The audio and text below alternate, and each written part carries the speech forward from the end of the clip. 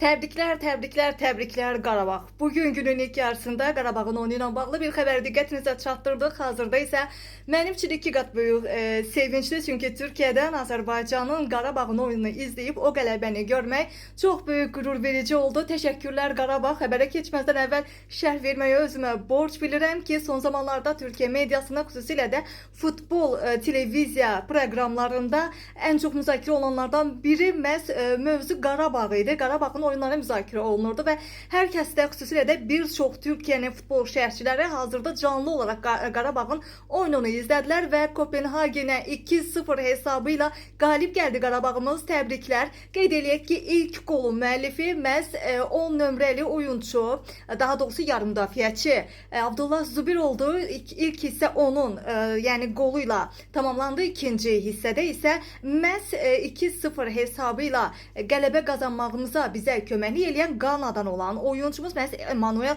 Adda idi. Təbrik eləyirik Qarabağı.